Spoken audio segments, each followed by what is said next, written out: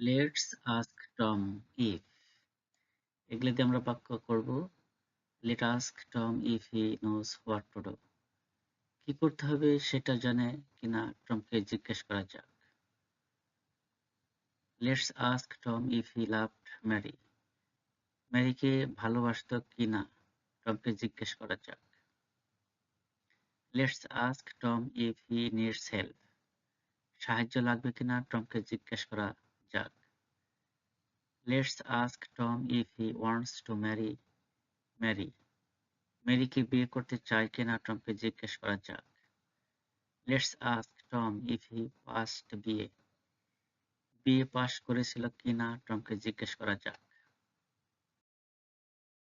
In a way এর বাংলা হচ্ছে এককভাবে। এই ইন এ ওয়ে দিয়ে ইংরেজি থেকে বাংলা বাক্য করব। In a way I am glad I never mate Tom. এককভাবে এই ইন এ ওয়ে এককভাবে আমি সুখী যে টমের সাথে আমার কখনো দেখা হয়নি। ইন এ ওয়ে এককভাবে I am happy that I got her. এককভাবে আমি সুখী কারণ আমি তাকে পেয়েছিলাম। ইন এ ওয়ে এর বাংলা অর্থ এককভাবে। In a way he is not guilty because he left already. এককভাবে সে দোষী নয়, কারণ সে আগেই চলে গিয়েছিল। In a way Tom was lucky getting Mary. In a way এর বাংলা এককভাবে। সুতরাং in a way Tom was lucky getting Mary. Tom ম্যারিকে পেয়ে এককভাবে সুখী। ইন এ ওয়ে বাংলা এককভাবে। In a way they are happy because they have no ambition.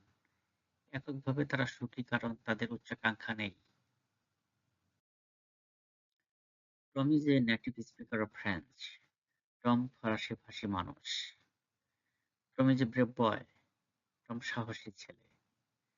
Tom is a brilliant student. Tom একজন মেধাবী ছাত্র। Tom is kind to the পুর। গরিবের প্রতি টম দয়ালু। Tom is attentive and punctual. Tom মনোযোগী এবং সময়নিষ্ঠ।